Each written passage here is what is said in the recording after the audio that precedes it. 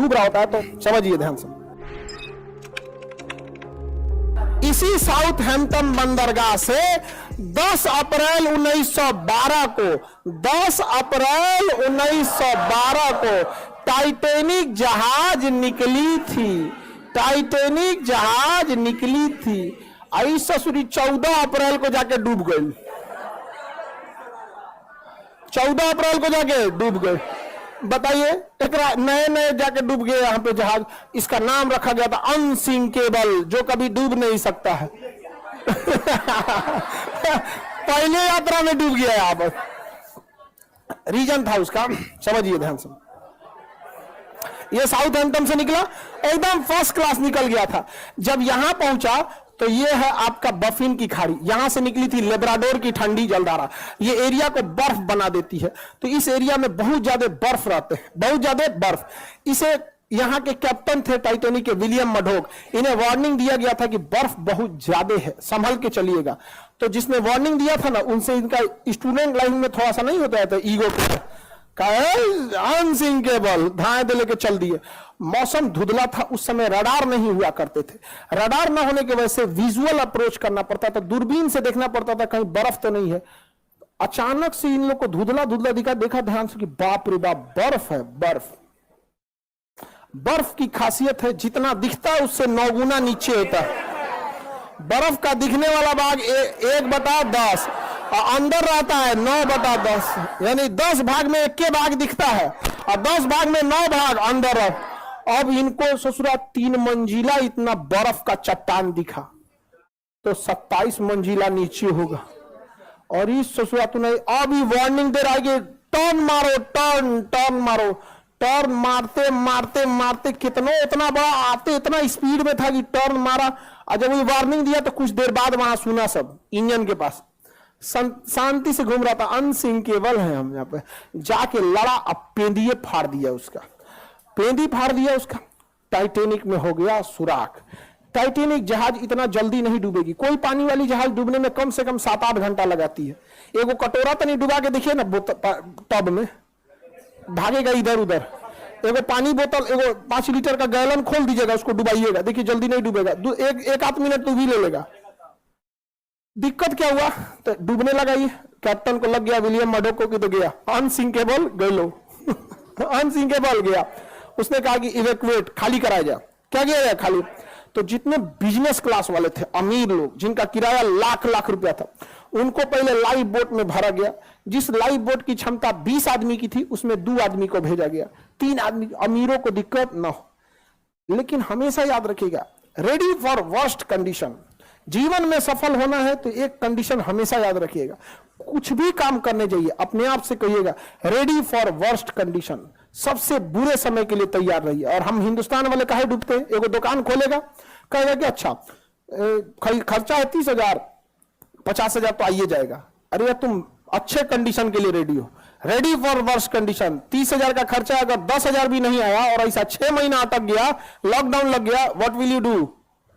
समझ में आ गया कि नहीं आ गया? रेडी फॉर वर्स्ट कंडीशन, हमेशा रेडी रहिएगा। इसको लगा कि हम तो आराम आराम से निकालिए देंगे, तब तक टाइटैनिक बीचवे में से टूट गया। अब तो डूबने की रफ्तार बढ़ गई, अब हो गया अफरा तफरी, अब बोट हो गई कम। शुरुआत में जिसकी बोट की कैपेसिटी थी 20 आदमी की, उसमें भेजा 5 आदमी, 2 आदमी, बाद में वो 20 आदमी वाले पे उतार दिया 50 आदमी, वो डूब गया। अब इतना तेजी से टाइटैनिक डूबने लगा कि लोग लाइफ जैकेट पहन के कूद गए, उसमें भी कोई दिक्कत नहीं होता।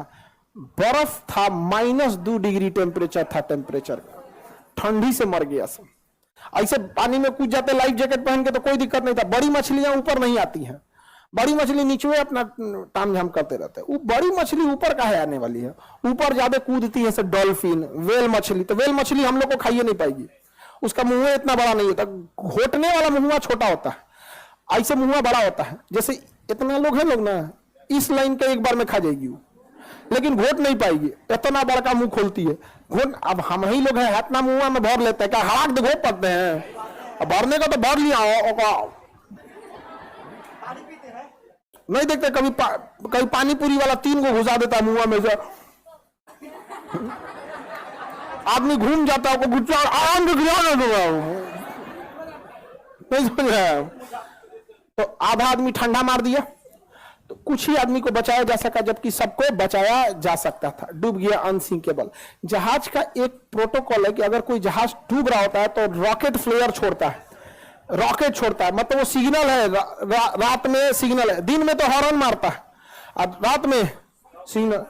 बगल से एक ब्राजील का जहाज गुजर रहा था, लगभग 80 से 100 किलोमीटर की दूरी पे था, गुजर रहा है। उसको लगा कि लोग पार्टी मना रहे हैं, रॉकेट छोड़ के पार्टी मना रहे हैं, छोड़ के चल दिया वहां पे। टाइटैनिक की कहानी खत्म।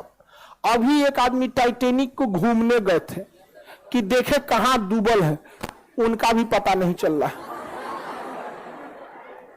अब पूरा फैमिली के साथ गया था, अरबपति था वो। छोट मोट का तो छोट मोट आदमी घूमने के नाम पे ननिहाल चल जाता है, नहीं जाना और कौन चीज आएगा वहां।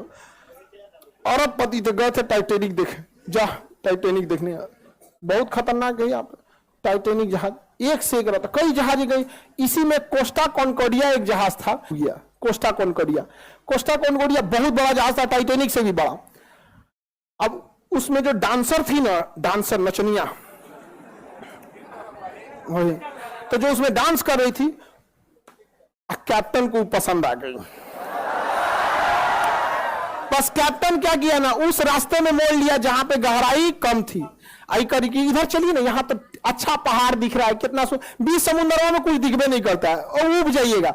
हवाई जहाज में हाइट पे जाने के बाद उब जाए, कुछ नहीं दिख रहा है, इधर भी नीला, उधर उधर, नीचे कुछ दिखबे नहीं करेगा, बादल आ चुका रहेगा, उब जाएगा। अरे यार क्या लेके चला है, अब उतार दो। शुरुआत में ठीक लगता है कि दिखता है, अरे घर, स्टेडियम, अरे बाप रे बाप, कटोरा कौन चीज है, तो फुटबॉल का मैदान है, समझ में आ गया कि नहीं आ गया। अब यही सब समझ में आता है। ज्यादा उड़ जाए कुछ दिखबे नहीं करेगा। अब पानी वाली जहाज में भी किनारे रहिएगा, दिखेगा अरे मुंबई शहर, वो कौन सा है, अरे मुंबई वो पूना दिख रहा है क्या, ऐसे। अब बीचों में घुस जाएंगे तो कुछ नहीं, ऊपर आसमान, नीचे पानी, चारों ओर वही, कुछ पता नहीं चले। तो उस नचनिया के थोड़ा मोड़ लो मोड़ लो मोड़ लो, तो साइड में ले गया। साइड में गहराई कम होता, ले आके पेदिया लड़ा दिया, अब पेदिया फट गया, जहाज हो गई, पलट गई। सारे लोग, इतना करोड़ों का लॉस हुआ जिसका कोई हद नहीं। कप्तान को हो गया जेल। कप्तान को क्या हो गया?